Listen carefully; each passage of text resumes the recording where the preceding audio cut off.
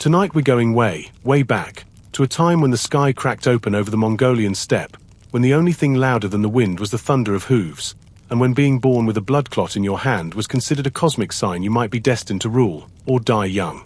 You probably won't survive this life.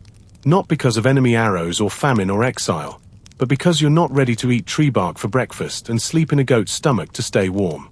So, before you get comfortable, take a moment to like the video and subscribe, but only if you genuinely enjoy what I do here. And hey, post your location and local time. I love seeing where and when you're tuning in from. Now, dim the lights, maybe turn on a fan for that soft background hum, and let's ease into tonight's journey together. We begin with a birth. Not just any birth, but one already dripping with prophecy and peril. The year is somewhere around 1162. The location? A remote patch of Mongolia, endless hills, biting winds, and a sky that never seems to shut up. A baby boy is born to the Borjigin clan. His name? Temujin. But don't call him Genghis yet. That'll come later, after the betrayals, battles, and body piles. Legend says Temujin came into the world clutching a blood clot in his tiny fist. Gross? Yes. But to his people, this was serious business, a spiritual omen that he was destined for great things. Think of it as the ancient Mongol version of being born under a full moon during an eclipse while Adele plays in the background. Only with more sheep. Temujin's family is noble, sort of. His father, Yesugei, is a respected tribal chieftain who once helped unify clans to fight the Tartars. He's also a bit of a warlord light, big on alliances, quick with a sword, and probably not a guy you'd want to cut in front of at a meat stew buffet. So, things start off decent. Young Temujin has siblings, a promising lineage, and probably a yak or two named after him. But peace doesn't last long on the steppe. The trouble begins when Yesugei decides to find Temujin a bride. He travels to a neighboring tribe and arranges a marriage between Temujin and a girl named Bort. Cute, right? Only he doesn't make it back alive. While traveling home, Yesugei accepts food from strangers, Tartars, as it turns out, who poison him out of spite. Rule 1 of Mongol travel: never eat dumplings from people whose cousins you once decapitated. Suddenly, Temujin is 9 years old and fatherless. In the brutal social economy of the steppe, that's the equivalent of being deleted from everyone's contacts. With Yesugei gone, the family loses its power, its protection, and most of its allies. Their own tribe ditches them. Not even a "sorry we ghosted you" fruit basket. Now, imagine you're a child living in a tent made of animal skin, and one day your entire clan decides you're no longer useful. They take the horses, the weapons, and the yurt frames, leaving you with your mom, a few siblings, and the harshest environment on earth. This is where Temujin's real education begins. No school, no tutor, just survival. His mother, Holan, becomes the spine of the family. She teaches them how to find wild onions, how to fish with woven nets, how to keep the fire going even when the wind screams like a banshee. Forget helicopter parenting. This is eagle parenting, raw and relentless. And if that weren't enough, young Temujin starts picking up enemies. He has an older half-brother named Begtur, who's not exactly a team player. Tensions rise over food and leadership. And one day, in a truly dark sibling moment, Temujin and his full brother Kasar decide they've had enough. They ambush Begtur and shoot him dead with arrows. Yes, Temujin's origin story includes fratricide. Let that sink in while you sip your chamomile. But this isn't just a story of blood and survival. It's also one of strange resilience. The family scrapes by. Temujin grows stronger, more observant. He starts noticing how the tribes are like puzzle pieces that never quite fit, always feuding, always reshuffling. He watches how trust works here, which is to say, not very well. And he realizes that if he wants to rise, he can't just survive, he has to outthink everyone else. So when he turns 16, he does something bold. He goes back to the family of his would-be wife Bort. Even after all these years, the deal stands. They marry. For once, something good happens. Temujin isn't alone anymore. But don't get too cozy. Because in this world, any spark of happiness is a target. Soon, Temujin's rising status draws attention from rival clans. And in a twist that feels straight out of a bad soap opera, he's captured and enslaved by the Taichi, a former ally tribe that decides he's too dangerous to live free. They lock him in a wooden collar, parade him around like a warning sign, and assign guards to watch him. This could have been the end. Another nameless exile, another page closed. Instead, it's the beginning of something dangerous. One night, Temujin manages to escape, possibly with the help of a sympathetic jailer. He hides in a river, uses the collar as camouflage, and eventually makes his way back to freedom. That escape becomes legend. Not just because it's cool, but because it signals something Mongols are starting to feel. This guy doesn't die when you expect him to. And if he keeps living, he might just start winning. Temujin is back. Scarred, furious, and more focused than ever. He's still young, still technically a nobody in the grand tribal hierarchy, but now he knows something most warriors don't, what it feels like to be powerless. And that taste of humiliation, it never leaves his mouth. If you've ever promised yourself you'd prove everyone wrong after middle school detention, this is that, but with more horses and fewer Lunchables. Freshly escaped from the Taichi, Temujin returns to Bort. She's still by his side, still believing in him. And now, she's about to become part of the fire that forges him into Genghis Khan. But first, spoiler alert, life's about to get a whole lot worse. The Mongolian steppes are beautiful in the way deserts are beautiful. Breathtaking from afar, brutally indifferent up close. The cold isn't just cold, it's face-splitting. The wind doesn't whistle, it screams. And the only currency that matters? Loyalty, backed by the threat of immediate violence. Temujin, living as an outcast, has almost none of either. So what does he do? He starts gathering misfits. It's classic underdog behavior, pulling in men with no tribe, no hope, no legacy. Former slaves, disgraced warriors, orphans, weirdos. The kinds of guys you'd swipe left on in any medieval Tinder scenario. But Temujin sees their value. Because these men don't want a chief. They want a cause. And Temujin's cause? Vengeance and reinvention. In equal measure. Meanwhile, his childhood blood brother, Jamuka, is living his best life. Jamuka is flashy, popular, and connected. The tribal elites love him. He's like the prom king of the Mongol nobility, flowing robes, perfect hair, probably smells like goat milk and victory. And while Temujin is building an army out of loyalty and desperation, Jamuka is being groomed as the next big thing. Naturally, they're headed for a collision. But not just yet. Because first, Temujin gets his biggest gut punch. One day, a rival tribe, the Merkits, ride in and kidnap Bort. Yeah, they just snatch her. Apparently, the Merkits have a long-standing grudge against Temujin's family. Something about his father stealing one of their women years ago. So this kidnapping? It's revenge with interest. They take Bort and force her into marriage with one of their own. Temujin's response is swift and furious. He rides out, not alone but with a small coalition, his brothers, his allies, and, surprise, Jamuka himself joins in. The band is back together, at least temporarily. Together, they raid the Merkit camp, recover Bort, and leave devastation in their wake. Bort is pregnant soon after her return, and while it's unclear whether the child is Temujin's or a Merkit's, he claims the boy as his own without hesitation. This will matter later. For now, it's a power move. It tells everyone, family is loyalty, not blood. That act, rescuing Bort, marks a pivot in Temujin's arc. He's not just surviving anymore. He's winning. And people notice. Warriors start trickling in, drawn by his growing legend.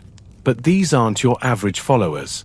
Temujin starts picking his men based on merit, not noble birth. That might sound normal to you and me, but on the steppe, it's revolutionary.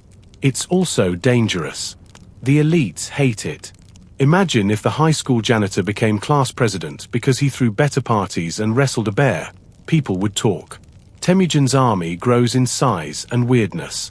He gives out positions based on loyalty, skill, and guts. He bans kidnapping.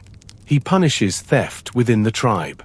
He creates a new code of conduct that makes everyone feel like they matter. And just like that, His camp becomes a weirdly stable utopia in the middle of a very stabby world. He also introduces something truly wild: shared plunder. No more hoarding all the loot if you're the boss. Everyone gets a slice. You fight together, you eat together. Simple, but genius. Naturally, this freaks out the established tribal order. Jamuka, once his ally, now sees him as a direct threat. Temujin's reforms are eroding the old system of privilege and clan dominance. To the aristocrats, he's not just an upstart, he's an infection. Still, Temujin doesn't blink. He keeps building, keeps leading, keeps whispering into the ears of warriors who never got their shot, until now. By the late 1180s, it's clear a storm is coming. Temujin and Jamuka, once closer than brothers, are now rivals with opposing visions. Temujin wants a world where you rise by your sword and your spine. Jamuka wants things the way they've always been: titles, bloodlines, traditions. But before the inevitable showdown, Temujin takes one more painful loss.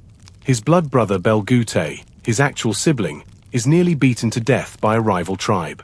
That moment triggers a cold realization.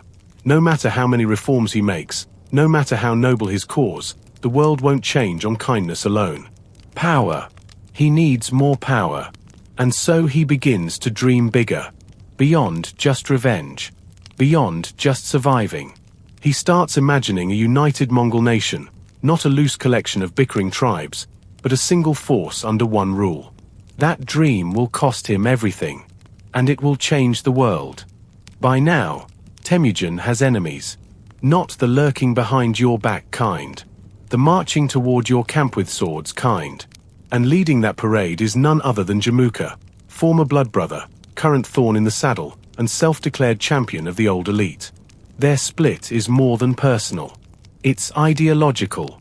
Jamuka represents the aristocracy, the old-school Mongol way, where clan bloodlines rule everything and regular guys stay regular forever. Temujin is offering something wildly subversive: power to the competent, to the brave, to the overlooked goat herder who once had to steal his own lunch. You see where this is going. It starts with whispers, then posturing, and then, finally, the big one. In 1187, the Mongol steppe becomes a powder keg. Temujin rallies about 20,000 warriors. These aren't just muscleheads with bows. They're loyal, disciplined, and fully committed to his vision. Meanwhile, Jamuka has nearly twice the numbers and the backing of most aristocratic clans. The math. Not in Temujin's favor. But math doesn't account for obsession. The two sides meet near the Onon River. It's a grassy, wind-swept valley where you can't hear your own heartbeat over the sound of horses snorting and armor creaking. At first, it looks like Temujin might pull it off. His men fight hard, hitting flanks, swarming like wolves. But Jamuka's numbers eventually overwhelm them. It's a total rout. Temujin flees. His dream. Shattered for now. But Jamuka isn't content with just winning. He wants to send a message. He captures 70 of Temujin's top commanders. And he doesn't just execute them. No, that'd be too clean. Instead, he boils them alive. One by one. In giant cauldrons. The kind of thing that makes you question your dinner choices ever again. This moment is scorched into Mongol memory. Not just for its brutality, but for its overreach. Even Jamuka's own supporters start whispering, "Okay, that was a lot." Mongol culture is no stranger to rough justice. But boiling your enemies? That's a little extra. Temujin, meanwhile, disappears into exile, but is not done. Instead of sulking, he uses the time to sharpen his strategy. He reaffirms his commitment to meritocracy, bans plundering among allies, and tightens his chain of command. His laws become known as the Yasa, a flexible but powerful legal code that includes everything from military discipline to what happens if your horse drinks from someone else's watering hole. Spoiler: fines. Lots of fines. And his charisma? Off the charts. He's not a great speaker. He's not flashy. But he listens. He remembers names. He rewards loyalty. The kind of guy who, if you fought beside him once in the rain 6 years ago, will still nod at you across the campfire. Meanwhile, Jamuka gets cocky. He assumes his win at Onan means total dominance. But his support begins to erode. People are tired of the old system. They've seen how Temujin treats his men. Word spreads, under Temujin, a blacksmith's son can rise. Under Jamuka, you better be born right, or not born at all. By 1196, the tables turn. Temujin partners with the Jin dynasty of China. Yes, the same Jin he'll fight later, but for now, they share a common enemy, the Tartars. With Jin gold and legitimacy, Temujin crushes the Tartars in a swift, brutal campaign. He gains prestige, loot, and more crucially, reputation. And then, the big shift. In 1201, several tribal leaders try to unite under new rival Khan. Temujin is excluded from the decision, an intentional snub. But instead of whining, he moves fast. He defeats them in battle and captures many of their leaders. And then he does something shocking. He doesn't boil anyone. He lets them go. Okay, not all of them, but enough to send a signal. This is not business as usual. The message lands. One by one, tribes start flipping. Some out of admiration, some out of fear, and some because Temujin starts marrying into their families like it's a medieval episode of The Bachelor, Mongol edition. By 1206, Temujin has done the unthinkable. He unites the Mongol tribes under one banner. At a grand assembly known as the Kurultai, attended by thousands of tribal nobles, elders, and warriors, he is officially declared Genghis Khan, universal ruler. It's a title that means more than just king. It's a symbol of transformation, from orphaned exile to supreme leader of the steppe. But he doesn't celebrate with a wild feast or a new hat. Instead, he reorganizes everything. He breaks down tribal divisions, creating units based on loyalty rather than bloodlines. 10-man squads, 100-man companies, 1,000-man divisions. He invents the Mongol military system that will soon turn half the world into smoldering rubble. And still, he keeps refining his code of laws. No stealing. No kidnapping women. Pay your debts. Respect en voix. And if you spill milk during a ritual, congratulations. You've just cursed the whole army. Nice going. So now, the boy born with a blood clot is no longer a curiosity. He's the center of gravity on the steppe. And he's not just uniting people, he's engineering a society that's more flexible, more terrifying, and more cohesive than anything the world has seen before. The rise is real. But the fall? That's still waiting in the shadows. You'd think that after uniting the Mongol tribes and becoming Genghis Khan, our guy might take a breather. Maybe sip on some fermented mare's milk, enjoy a quiet yurt vacation, maybe even, dare we say it, relax? Nope. He immediately starts picking fights with people who build walls. Big walls. We're talking about the Jin dynasty, rulers of northern China. And Genghis. He's got some serious opinions about walls. To him, a wall isn't a barrier. It's a dare. Let's rewind just a little. The Jin dynasty is rich. Like, silk pillow, pearl necklace, golden toothpick rich. Their emperors live in elaborate palaces, speak in metaphors, and rule over millions. They've got crossbows, siege weapons, and a bureaucracy thicker than a goat's winter coat. And they kind of look down on steppe folk like they're unwashed extras in a historical drama. Genghis takes that personally. Now, technically, the Mongols and the Jin had been allies at one point. Remember, they helped him take down the Tartars. But that relationship is like lending someone a chainsaw and then finding out they used it to cut down your favorite tree. It gets awkward fast. The final straw, the Jin dynasty starts meddling in Mongol politics. They play kingmaker with rival tribes, trying to divide the steppe again. Genghis isn't having it. He declares war in 1211. Not with trumpets or scrolls, but with horses, tens of thousands of them. Now, here's the wild part. The Jin dynasty expects a slow push, maybe some frontier skirmishes. What they get is a blur of cavalry, psychological warfare, and cities falling like dominoes. Mongol armies move faster than anything China has seen before. They ride day and night, shoot arrows while galloping backwards, and travel with no supply lines. Why? Because they bring their own herds with them. That's right, mobile food source. The army is basically a high-speed meat delivery service with a side of chaos. Their first big victory? The fortress city of Zhongju. Today it's Beijing. Back then, it was the beating heart of northern China's defenses. Genghis surrounds it, cuts off supplies, and begins the long, slow squeeze. The Jin generals are flustered. Their defenders are outmatched. After months of siege, Zhongju surrenders.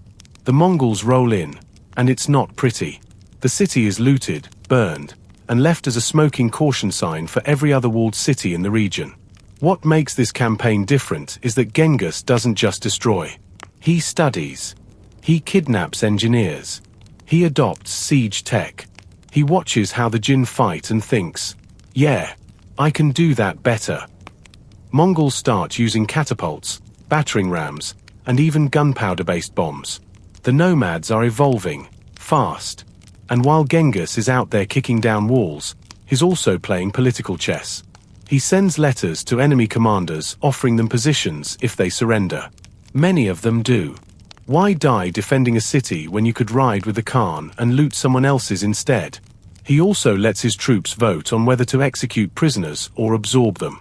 Democracy, but with swords. The real genius is in the intel. Genghis establishes a spy network across the empire. Merchants, travelers, and captured scribes all feed information back to him. He knows which cities have weak walls, which governors are corrupt, and who's hoarding grain. Knowledge isn't just power, it's survival. By 1214, the Jin are crumbling. They beg for peace. Genghis, ever the negotiator, agrees. But only after they hand over enormous wealth, tribute, and hostages. Then, in classic Mongol fashion, he waits a year and attacks again anyway. The lesson: never make a deal with a guy who drinks blood as a protein shake. Still, not everything goes smoothly. The Mongols take heavy losses in mountainous terrain. The Chinese counter with floodgates and ambushes. And disease. It follows the army like a clingy ex. But the momentum is unstoppable. The Jin are forced to abandon their capital and retreat south. And while Genghis doesn't chase them all the way to extinction, yet, he's just getting warmed up. Back in Mongolia, things are shifting too. Genghis starts reshaping society. He institutes a pony express system using relay stations across the empire, kind of like medieval FedEx, but with more hooves and less customer service. Messages can travel hundreds of miles in a day, making him one of the best-informed rulers in history. He also cracks down on petty crime. Steal a horse? Death. Lie to your commander? Death.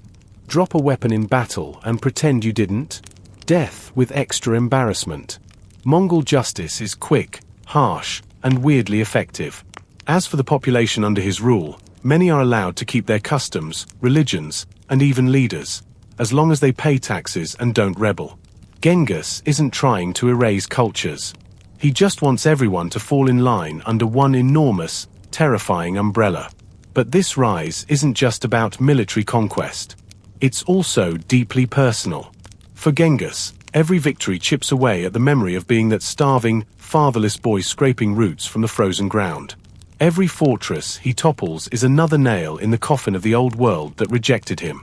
And yet, even at the height of his power, he doesn't call himself divine. He doesn't build statues or demand worship. To his people, he's not a god. He's the Khan, the one who rose from nothing, the one who keeps his promises, the one who never forgets. And deep in his mind, there's always a whisper. You can't stop now. By now, the Mongol machine is no longer just a fearsome army. It's a rolling force of nature, part wildfire, part spreadsheet. Genghis Khan has leveled fortresses, bent aristocrats to his will, and turned goat herders into generals. But he's still got an itch. Unification was step 1.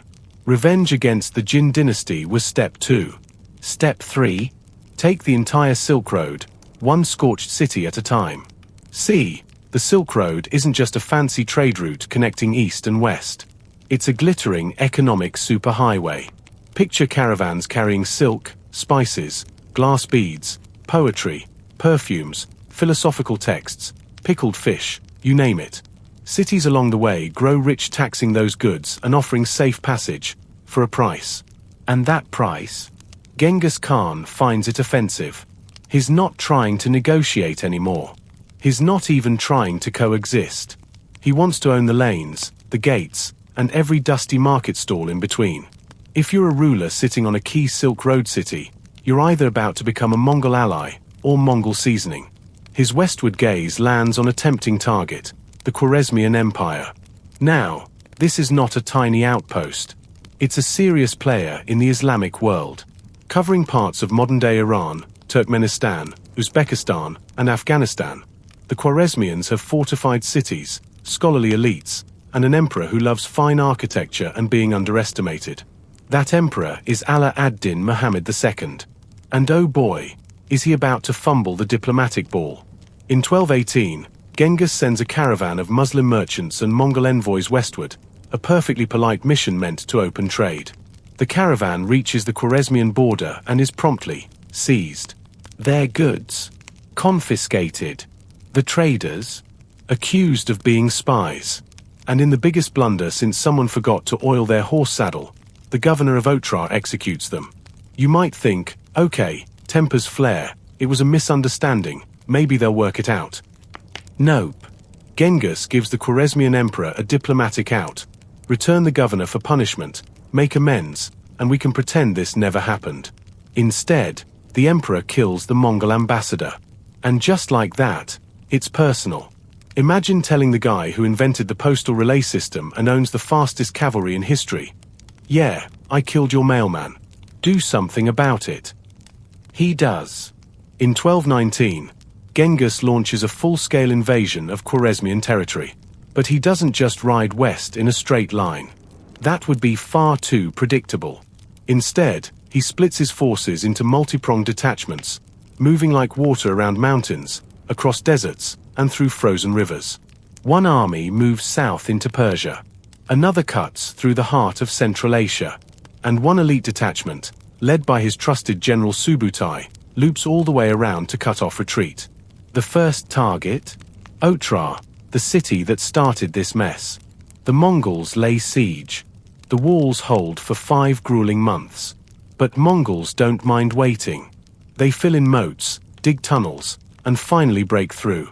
The governor, the guy who murdered the caravan, Genghis captures him, pours molten silver into his eyes and ears, allegedly, and razes the city.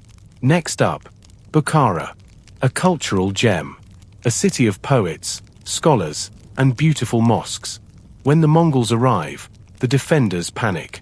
The ruling elite flee. Genghis enters the city on horseback, rides straight into the Friday Mosque, and delivers one of the most chilling sermons history has ever recorded. "I am the punishment of God," he says. "If you had not committed great sins, God would not have sent a punishment like me upon you." MIC drop. The Mongols loot Bukhara. They spare artisans, scholars, and engineers. Genghis always needs new talent, but everyone else? Not so lucky. The invasion becomes a masterclass in psychological warfare. Cities hear what happened in Otrar and Bukhara and surrender without a fight. Others resist and get obliterated. The Mongols spread rumors, exploit rivalries, and even use fake retreats to lure enemies into traps. In Samarkand, a well-fortified city, Genghis feigns weakness. His troops pretend to flee. The defenders give chase, only to be ambushed from behind by Mongol reinforcements. The city falls. The Sultan flees into the mountains. But Genghis doesn't just want the Sultan dead. He wants him humiliated. He sends his generals on a 1,000-mile pursuit, chasing Ala ad-Din from fortress to fortress, through snowstorms and across deserts. Eventually, the once mighty ruler dies on a windswept island in the Caspian Sea. Alone. Defeated. Forgotten. Meanwhile, the Mongols don't stop. They reach Nishapur, where a Mongol general is killed in battle, Genghis's son-in-law, no less. In retaliation, the Mongols wipe the city off the map. The death toll is catastrophic. Skulls are stacked into pyramids. Even by Mongol standards, it's an act of near-total erasure. By 1221, Central Asia has been transformed. Trade routes are under Mongol control. Ancient cities are smoking ruins. The Khwarezmian Empire no longer exists. And yet, Genghis doesn't celebrate. Because this wasn't just about territory. This was about sending a message across mountains, oceans, and centuries. You don't mess with the Mongol mail system. But amid the blood and fire, something else is happening. Genghis is reshaping Eurasia's map and its memory. The Silk Road becomes safer than it's been in generations. Merchants start traveling more freely, ideas move faster, cultures begin to collide. Beneath the destruction is a strange, brutal kind of order. And the man behind it? He's not finished yet. Temujin, now fully Genghis Khan, has become a storm system with a saddle. His razed cities, toppled empires, and stitched together a pan-continental war machine made of hooves, arrows, and sheer nerve. But there's still one last, familiar ghost to put to rest. It's time to settle things with Jamuka. Yes, that Jamuka, the childhood friend, the blood brother, the charismatic prom king of Mongol aristocracy. Their rivalry is the kind that legends love, once inseparable, now irrevocably opposed. Jamuka wants tradition and tribal nobility.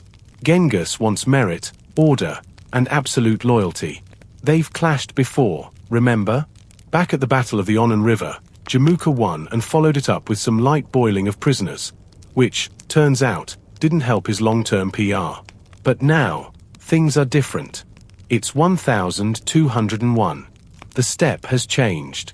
And Genghis Khan is no longer an upstart. He's the momentum. Entire tribes have defected to his side, drawn not just by fear but by structure. He offers security, laws, even, you could argue, hope. The kind you can eat and wear and pass down to your children. Jamuka, meanwhile, is relying on dwindling loyalties and noble bloodlines that feel increasingly outdated. So when the second great clash comes, it's no contest. In 1204, Genghis's forces catch Jamuka's in a steep valley. It's a trap. And Jamuka knows it. Genghis doesn't just outnumber him, he outmaneuvers him.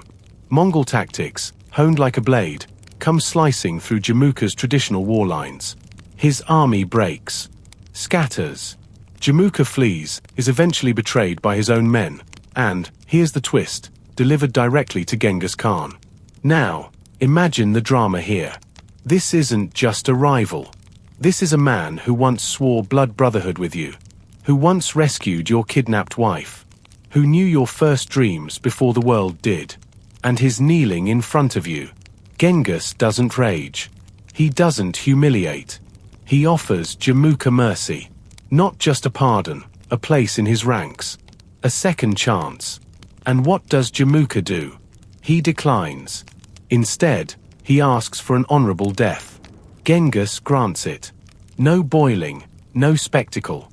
Jamuka is executed swiftly, without pain. It's a moment that echoes through Mongol memory for generations. Not because of the death, but because of the choice. Two men, born into the same chaos, walked different paths. One became history. The other became the caution. With Jamuka gone, Genghis Khan is now the undisputed master of the steppe. All major clans have either submitted or been crushed. But instead of basking in glory, he does something quietly radical. He restructures Mongol society. Gone are the fragmented king groups with shifting alliances. In their place, Genghis institutes a decimal-based military hierarchy. Squads of 10, Arban, companies of 100, Zuun, regiments of 1,000, Minghan, and armies of 10,000, Tumen. Every warrior is placed into this system, regardless of blood ties or tribal origin. In other words, he breaks the clan system. Why? Because loyalty to tribe is cute, until that tribe stabs you in the back over a sheep.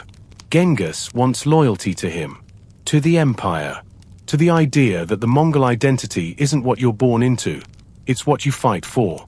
He also lays down the Yasa, his evolving law code. Some rules are brutal, steal a horse, get executed. Others are shockingly progressive, religious freedom is guaranteed. It's a blend of ancient custom and Genghis's own life lessons. Don't betray, don't hoard loot, don't mess with my mail system. The empire starts to feel less like a conquest and more like an operating system. Lightweight, efficient, and portable across continents. Even conquered peoples begin to notice. The Mongols don't impose their religion. They don't micromanage culture. As long as taxes are paid and rebellion is off the table, you can keep your customs, your clothes, even your calendar. It's a different kind of imperialism. More ruthless in war, more hands-off in peace. And the glue that holds it all together: merit. Genghis promotes based on ability, not birth. A stable boy can become a general. A defeated scribe can become a finance officer. He famously elevates a man named Jeeb, originally an enemy archer who shot Genghis in the neck and then swore loyalty. Instead of punishing him, Genghis gives him a new name. Jeeb means arrow, and makes him one of his most trusted commanders. Try imagining your boss giving you a promotion after you stapled his ear to a wall. That's the kind of empire we're talking about. But make no mistake, none of this means Genghis has gone soft. His punishments are swift, often brutal, and meant to prevent the kind of chaos he grew up in. Justice is mobile, like everything else in the Mongol world. A commander can be executed mid-battle for disobeying orders. A drunk soldier who steals meat gets the same treatment as a spy. Equality under law, but with terrifying consequences. And still, he plans. Because what Genghis now sees isn't just the steppe, or China, or Central Asia. He sees the world. He begins laying the groundwork for future campaigns. Into Persia, into Russia, even toward the edges of Europe. He sends envoys to the farthest corners of the known world, some bearing trade deals, others carrying threats. Some return with maps, others in pieces. The message is clear: the sun is rising from the east, and it's riding a horse. But for now, with Jamukha gone, the steppe quiet, and his laws in place, Genghis does something uncharacteristic. He rests. Just a little.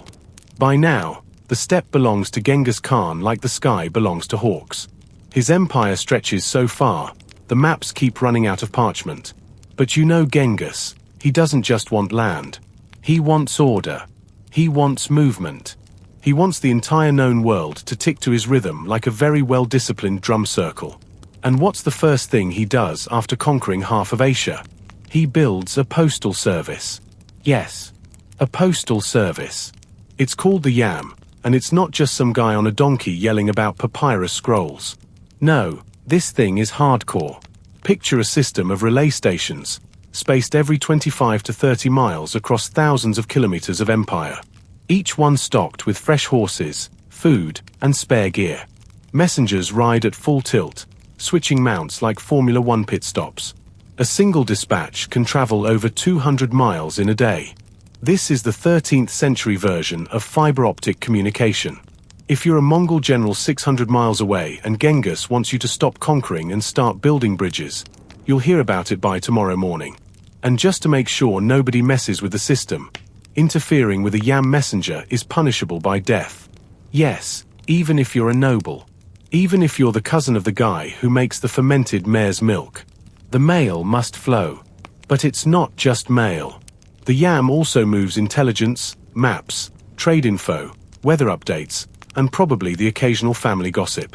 It becomes the circulatory system of the empire, connecting every outpost, capital, and front line. Why does this matter? Because Genghis is preparing for his next big leap, China. You'd think taking over China would be a logistical nightmare, right? Dense cities, walled fortresses, massive populations, bureaucratic mazes thicker than their tea. And yet, Genghis looks at all that and goes, yeah, I'll take it. His first major target? The Jin dynasty. The Jin control northern China, including the imperial capital of Zhongju, modern-day Beijing. They've got walls so thick you could tunnel into them and still hit granite. Their army is big. Their wealth is bigger. But their political structure is rigid and slow, the exact opposite of Genghis's lean, mobile war machine. In 1211, Genghis launches his campaign. And it's not just horses and arrows this time. He's evolved. He's recruited Chinese engineers, Muslim siege experts, anyone who knows how to topple a city without losing 100 men trying to climb the walls. Genghis is playing chess now, while everyone else is still poking the board with a stick. The Mongols hit the Jin frontier hard and fast. Cities fall. Forts crumble. Genghis tests out psychological warfare, too. If a city resists, it gets wiped off the map. Harsh, but effective. The next 10 cities usually surrender. He even starts experimenting with biological warfare. During one siege, Mongols reportedly catapult diseased corpses over the walls. Congratulations! Your new neighbors are flying corpses. Sleep tight. And all the while, the yam keeps humming. Orders fly across the empire. Reinforcements arrive in tight formations, perfectly timed. The invasion of China isn't just brutal, it's orchestrated. By 1215, the Mongols reach Zhongju. The Jin capital braces itself behind those legendary walls, thinking they can wait it out. Spoiler, they can't. The siege is relentless. Mongol engineers, now heavily trained in siege warfare, pound the walls with catapults and scaling towers. Eventually, the city buckles. Fires rage. Streets run red. The city falls, and Genghis doesn't just take it, he studies it. See, Genghis isn't a barbarian bashing through china shops. He's learning. Every city he takes is a masterclass in administration, engineering, trade, and diplomacy. He doesn't obliterate Chinese culture, he absorbs it. He recruits scholars, uses Chinese bureaucrats to manage taxes, and starts adapting Chinese infrastructure to fit his empire. It's like if a wrecking ball also took notes. And as he moves through China, Genghis refines a second tool besides warfare, fear. He understands it deeply. Not just the raw, horde kind. The precision of fear. The idea that you can win battles just by cultivating a reputation so terrifying. Your enemies surrender before you show up. He spreads tales, some true, some exaggerated. Towns that vanished. Cities that opened their gates to avoid annihilation. His riders whisper horror and glory alike. When the Mongols are spotted in the distance, entire regions just fold. Meanwhile, back on the steppe, the empire keeps working. His sons, particularly Ojide, his third but favorite, begin learning the ropes of governance. Genghis divides conquered territories among family members but keeps final say on everything. Think of it like medieval franchising with a very, very strict CEO. And yet, there's no retirement in sight. Because while China is still smoldering, Genghis turns his gaze westward. Why? Trade. See, a caravan of Mongol merchants traveling westward into Khwarezm, a wealthy Muslim empire straddling Central Asia, is attacked. The governor of one border city robs the caravan, arrests the traders, and when Genghis sends envoys demanding an apology, the Shah of Khwarezm executes the diplomats. Big mistake. This is Genghis's red line. He doesn't just invade. He decides to annihilate Khwarezm. It's a lesson in what happens when you mistake Mongol diplomacy for weakness. And it'll be the subject of our next chapter. For now, though, picture Genghis seated in his GER, unrolling maps, planning not just the next raid, but the next civilization to absorb, repurpose, and rewire. He doesn't want revenge. He wants reconfiguration. By the time Genghis Khan turns his attention to the Khwarezmian Empire, he's no longer just a steppe warlord, he's the architect of a rising Eurasian superpower. And the Khwarezmians? They don't get the memo. It all begins innocuously. A caravan of Mongol merchants crosses into Khwarezmian territory, carrying goods, stories, and a delicate diplomatic mission. Instead of hospitality, they find suspicion. The local governor of Otrar suspects the traders of espionage and imprisons them. Worse, he confiscates their goods. Genghis sends envoys to demand restitution, but the Shah of Khwarezm responds by executing one of the Mongol ambassadors. This diplomatic disaster ignites the fuse for one of the most brutal campaigns in history. Genghis mobilizes a massive army, splitting it into multiple columns that move simultaneously through deserts, mountains, and river valleys. Each column tasked with a specific target city. His tactics combine speed, surprise, and psychological warfare. Rumors of Mongol ferocity precede them. Many cities surrender without resistance, hoping to avoid destruction. But for those who stand their ground, cities like Otrar, Bukhara, Samarkand, and Nishapur, the consequences are devastating. Sieges are relentless, and when walls fall, the Mongols show little mercy. Civilians, soldiers, and elites alike face destruction, looting, or death. The sack of Nishapur, fueled by vengeance after the death of a Mongol commander, results in a wholesale slaughter. Yet, amidst the carnage, Genghis demonstrates pragmatism. He spares artisans, engineers, and scholars, incorporating them into his empire's growing administrative and technological network. This selective mercy fosters innovation and governance far beyond what many might expect from a conquering force. The campaign effectively wipes the Khwarezmian Empire off the map and sends shockwaves through neighboring powers. Trade routes once dominated by Khwarezm now fall under Mongol control, vastly expanding the empire's reach and wealth. But this conquest also exposes the limits of even Genghis's near-mythical power. The vastness of the territories conquered presents challenges in communication, control, and integration. It demands not just military might but sophisticated governance, tasks Genghis and his successors must tackle in the coming years. By the end of this campaign, the Mongol Empire stands poised as the most powerful force in Eurasia, a sprawling, diverse domain knit together by the iron will of a man who transformed from a steppe orphan into a world ruler. And yet, even with such power, Genghis Khan's story is far from over. As the dust settles over the Khwarezmian ruins, Genghis Khan's empire isn't just bigger, it's transforming. Conquest has given him vast lands and new peoples, but ruling them is a different beast. The steppe's nomadic freedom clashes with city life, bureaucracy, and unfamiliar cultures. Genghis knows this. So, he shifts gears. No longer just a warlord, he becomes a ruler in the true sense, architect of an empire balancing strength and order. He refines the Yasa law code, blending steppe traditions with new regulations to govern a sprawling, multi-ethnic realm. Religious tolerance? Check. Spying on your neighbors? Double check. Strict penalties for theft and insubordination? Absolutely. The Yasa is part constitution, part etiquette guide, part military handbook. It's the glue holding together chaos. But there's more. To keep the empire efficient, Genghis divides it into administrative units, assigning trusted generals and family members to govern. Each province pays tribute and supplies soldiers but retains some autonomy, a pragmatic mix of local customs and centralized control. He also recognizes the power of knowledge. Scholars, engineers, and artisans from China, Persia, and beyond find themselves relocated across the empire, sharing innovations and ideas. This cultural cross-pollination fuels trade and military advancements.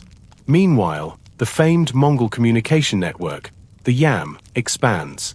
Relay stations dot the empire, ensuring rapid information flow.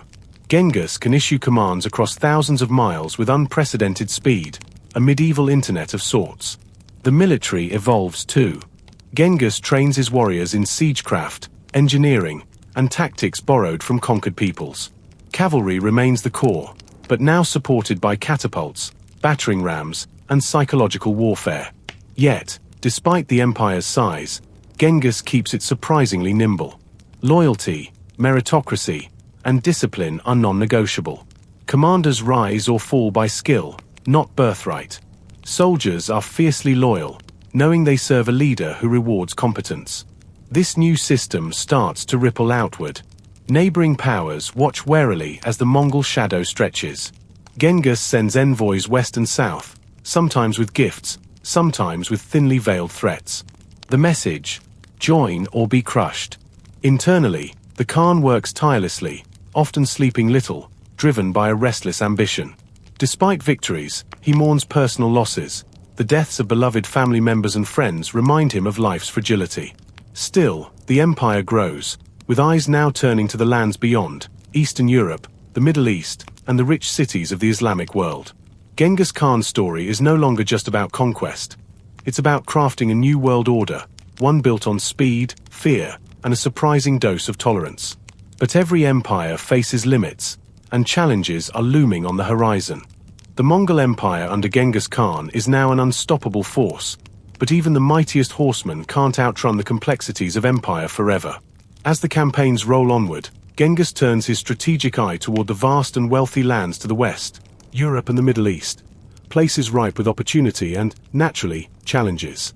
To understand the scale of what's coming, imagine this: a nomadic army, built for lightning raids across open steppe, suddenly facing walled cities, organized armies, and unfamiliar terrain. It's like taking a race car from the highway and asking it to navigate a crowded medieval city. But Genghis isn't daunted. He adapts. He sends out reconnaissance missions deep into Russian principalities and Eastern Europe, learning the lay of the land, the strength of defenses, and local politics. His generals, particularly Subutai and Jeeb, pioneer innovative strategies like feigned retreats, multi-pronged attacks, and coordinated assaults, military tactics that modern commanders still study. Meanwhile, back home, Genghis's sons and trusted commanders hold the reins of the empire. Ogedei, his chosen successor, governs with a mix of strict discipline and open-mindedness, expanding infrastructure and trade routes. This distributed leadership keeps the empire's engine running smoothly while Genghis focuses on planning. One of the most fascinating aspects of this period is how the Mongols manage the diverse populations under their control. They institute a system of religious freedom rare for the era, allowing Muslims, Christians, Buddhists, and animists to practice without persecution. This policy not only prevents unrest but also facilitates cultural exchange and economic growth. Trade flourishes along the Silk Road under Mongol protection, connecting distant regions in a network that would later be known as the Pax Mongolica. Goods, ideas, and technologies travel faster and further than ever before, reshaping societies from China to Europe. However, Genghis Khan's health begins to falter. Years of relentless campaigning, injuries, and the harsh lifestyle take a toll. Despite this, he remains fiercely active, issuing orders, overseeing campaigns, and planning future conquests. His death in 1227 is shrouded in mystery. Some say he fell from a horse, others suggest illness or wounds from battle. The exact cause is unknown, fitting the enigmatic nature of his life. What happens next is critical. Genghis's empire is vast but fragile without its founding force. His burial site remains a secret, protected by legend and silence, a final act of control over his legacy. The empire passes to his sons, who continue his vision, pushing Mongol power into Europe, the Middle East, and beyond, reshaping the medieval world in ways still felt today. Genghis Khan's rise from obscurity to global dominance is a story of ambition, brutality, innovation, and transformation. An enduring legend that challenges our ideas of leadership and empire. And while his life ended, his empire was just beginning. With Genghis Khan's passing, the sprawling empire he forged is handed to his third son, Ogedei. But inheriting the title of Great Khan is more than just a coronation. It's the challenge of holding together an unprecedented amalgamation of peoples, cultures, and lands. Ogedei approaches this monumental task with a pragmatic mind and a patient hand. Unlike his father's whirlwind conquests, Ogedei focuses on consolidation and administration. He sets up a capital at Karakoram, a city that quickly becomes a bustling hub of trade, politics, and culture, kind of like the medieval Las Vegas, but with fewer slot machines and more horses. Under Ogedei's rule, the empire blossoms. The Yam courier system expands further, and trade along the Silk Road hits new heights, connecting East Asia with Europe. Artisans and scholars traverse continents, carrying not only goods but knowledge, mathematics, astronomy, medicine, spreading ideas faster than ever before. But this era isn't just about peace and prosperity. Ogedei continues his father's campaigns westward. The Mongols push into the Kievan Rus territories, laying siege to cities like Kiev and Vladimir. Their swift, brutal tactics leave a lasting impression on Eastern Europe, instilling fear and respect. Meanwhile, Mongol armies prepare for their first real encounters with Western European powers. But Europe's medieval knights and castles represent a new kind of challenge. The Mongols adapt again, incorporating siege engineers from conquered lands and studying European warfare to perfect their approach. Despite the expansion, Ogedei works to maintain the empire's unique social fabric.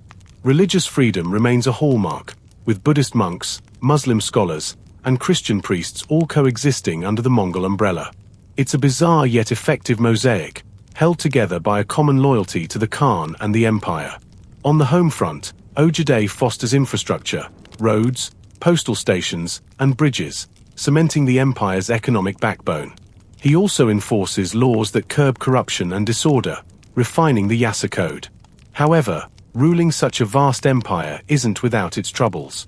Factionalism, power struggles among Mongol nobles, and occasional revolts from subjugated peoples test Ojibde's leadership. His ability to balance force with diplomacy is crucial. By the time of his death in 1241, Ojibde has transformed the Mongol Empire from a conquering horde into a sprawling, interconnected superpower, poised to influence the world for centuries to come. And yet, even as the empire flourishes, the seeds of future challenges are quietly being sown. The empire's expansion under Ojibde sets the stage for a dramatic encounter with Western Europe. As the Mongols advance westward in the early 1240s, their reputation precedes them. Horse archers with unmatched speed, capable of shattering armies twice their size, accompanied by siege engineers who could batter down stone walls like paper. The campaign kicks off with the invasion of the Kievan Rus principalities. Cities like Kiev and Vladimir are no match for Mongol tactics. The defenders rely on fortified walls and armored knights, but the Mongols excel at mobility and psychological warfare, using feigned retreats and sudden, coordinated attacks to break enemy lines. Entire cities fall, their populations decimated or dispersed. News of these conquests spreads like wildfire across Europe, sowing panic. Monarchs send envoys and prepare defenses, unsure if they face a mythical horde or a well-organized army. Europe, fragmented into kingdoms and principalities, is vulnerable yet unprepared. The Mongol advance continues into Poland and Hungary. At the Battle of Legnica in 1241, a combined European force faces the Mongols but is decisively defeated. Similarly, at the Battle of Mohi, the Hungarian army suffers a crushing blow. The Mongols' use of intelligence, speed, and adaptability makes them nearly invincible. Despite these victories, the Mongol advance abruptly halts. The death of Genghis Khan back in Karakoram requires the Mongol princes to return for the imperial election, an event known as the Kurultai. This pause gives Europe time to regroup and fortify. Behind the scenes, this moment reveals the complexities of Mongol rule. The empire is vast but decentralized. Powerful families vie for influence, and internal politics can divert focus from external conquests. Meanwhile, the Mongols don't abandon their ambitions. They maintain pressure along borders, conduct raids, and strengthen their grip on conquered territories.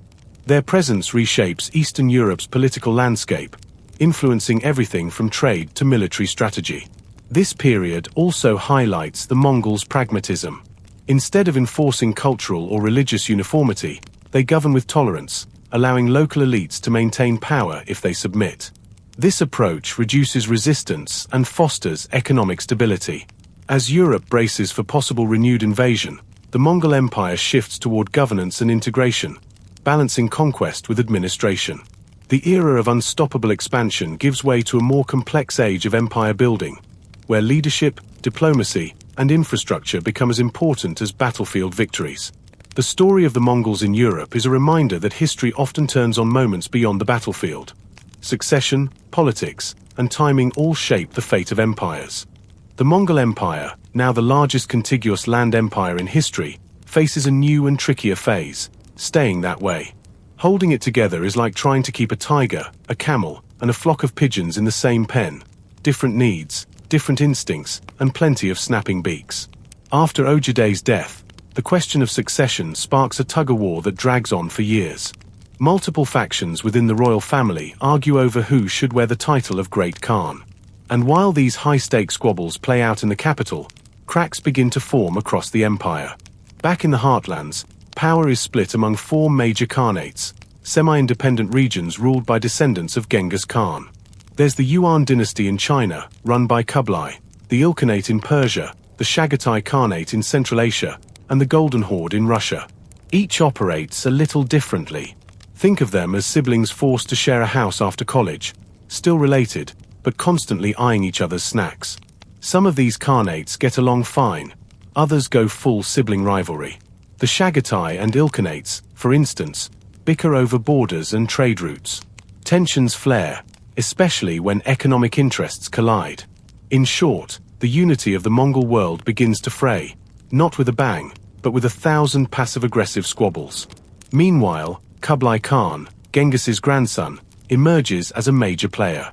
He takes control of China and declares himself emperor of the Yuan dynasty. His focus shifts the Mongol gaze eastward. Kublai embraces Chinese customs, builds up Beijing, and promotes agriculture, art, and trade. But not everyone is thrilled about this new Sinified Mongol style. Some traditionalists see it as betrayal, too soft, too settled. Kublai's ambitions stretch beyond China. He sends fleets to conquer Japan, Vietnam, and Java. But Mother Nature has other plans. His invasion fleets are battered by storms, most famously, the typhoon the Japanese call kamikaze, or divine wind. It's like history's way of saying, stick to horses. Internally, the Yuan dynasty struggles to manage a massive, diverse population.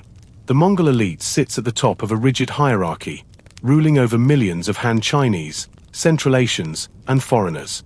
While commerce thrives and cities grow, resentment brews. Revolts bubble beneath the surface, like soup left too long on the stove. Across the empire, similar stories unfold. The Ilkhanate experiences economic booms, especially in trade and science, but also faces succession troubles. The Golden Horde wrestles with both Russian resistance and internal Islamic conversions, which complicate its relationship with the rest of the Mongol world. The Mongol Empire is still vast, still powerful, but its unity hangs by a thread. Distance, culture, ego, and ambition tug at it from every direction. And the more the Khans grow apart, the harder it becomes to act as one. Remember, empires don't collapse all at once. Sometimes they just unravel, quietly, elegantly, like a silk sash slipping off a saddle. By the late 13th and early 14th century, the Mongol Empire is less of a single juggernaut and more like four semi-autonomous empires squinting at each other across vast distances. And while the spirit of Genghis Khan still looms large, like a giant portrait everyone's too scared to take off the wall, the actual unity he forged is fading fast.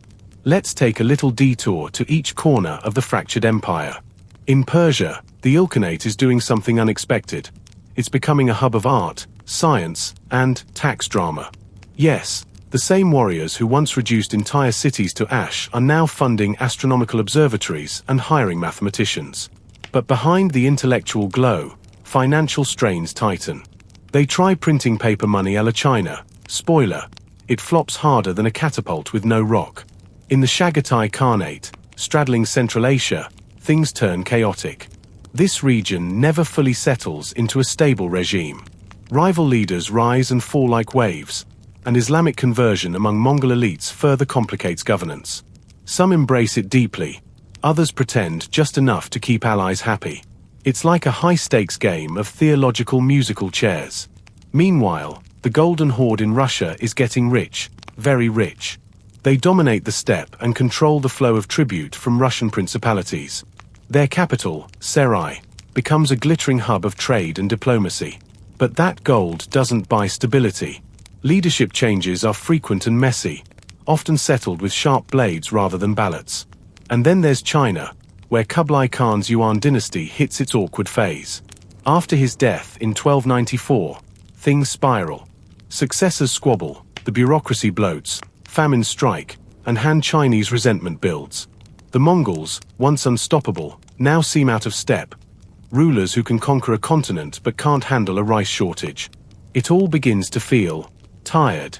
The aura of divine invincibility that once surrounded the Mongols flickers out like a candle left too long in the wind. The postal system that once zipped messages across Asia, breaking down. The roads that linked empires, unsafe. The once smooth tribute flows, clogged by rebellion and resistance. Across the empire, local identities reassert themselves. Chinese scholars reclaim Confucianism. Persian poets pen elegies to their past. Russian princes begin to dream of independence. The Mongols, once proud unifiers, now watch their empire splinter into regional mosaics. But, and this is key, they don't vanish. Instead, the Mongols dissolve into the very cultures they ruled. They intermarry, convert, adopt customs. In Persia, they become Muslim monarchs. In China, some melt into the Ming-era elite. In Russia, their influence lingers for centuries, shaping everything from military tactics to tax policy. The fall isn't a fiery collapse, it's a quiet fading. No final battle. No last stand. Just generations moving on. The Mongol Empire doesn't end, it transforms. It stops being a banner and becomes a shadow, stretching across languages, trade routes, and family trees. And in that sense, Genghis Khan's dream of a world connected, if not controlled, kind of comes true. And so we reach the final embers of the empire Genghis Khan lit like a bonfire on the steppe. But instead of a triumphant blaze or a heroic downfall, the story ends in something more muffled. No great war tears it down. No foreign invader delivers the final blow. Instead, time, terrain, and tangled ambitions gently pry it apart, piece by piece. By the mid-14th century, the Yuan dynasty in China is barely clinging on. The Mongols have become emperors, but never quite native. Revolts smolder across the countryside, sparked by famine, flood, and frustration. One of them, led by a salt smuggler named Zhu Yuanzhong, grows into a firestorm. By 1368, he takes Beijing, the Mongols flee north, and the Ming dynasty begins. Just like that, the descendants of Genghis are no longer emperors of China. In Persia, the Ilkhanate splinters into warring mini-states. After the last strong Ilkhan dies without an heir, the territory becomes a chessboard for regional warlords. You can almost hear Genghis Khan sighing from the afterlife. But out of that mess rises something new, the ground for Tamerlane, a man who claims to be Genghis's spiritual heir, though he prefers building minarets out of skulls. A bit less subtle, that one. The Golden Horde limps along into the 15th century, but its grip on Russian lands weakens. Moscow, once a humble tribute-paying outpost, grows bold. By the late 1400s, Ivan the Great throws off Mongol rule entirely. Russia steps into its next chapter, molded by centuries of Mongol dominance, but finally free of it. The Chagatai Khanate, meanwhile, becomes a historical footnote. Broken by civil wars and carved up by stronger neighbors, it fades into obscurity. No grand farewell. Just silence. And yet, this isn't a tale of failure. The Mongols reshaped the world. They built the largest contiguous land empire in human history, and did it with bows, horses, and brains, not sheer numbers. They connected continents, encouraged trade, protected caravans, spread printing technology, and turned a dusty trail into the Silk Road superhighway. Genghis Khan, the illiterate warrior who started it all, couldn't have known that his bloodline would eventually fizzle out, or that his empire would be absorbed by the very cultures it conquered. But maybe he wouldn't mind. After all, he wasn't trying to write history, he was trying to bend it. And bend it, he did. Even now, you feel the echoes. In Russian military ranks. In Persian miniatures. In Chinese architecture.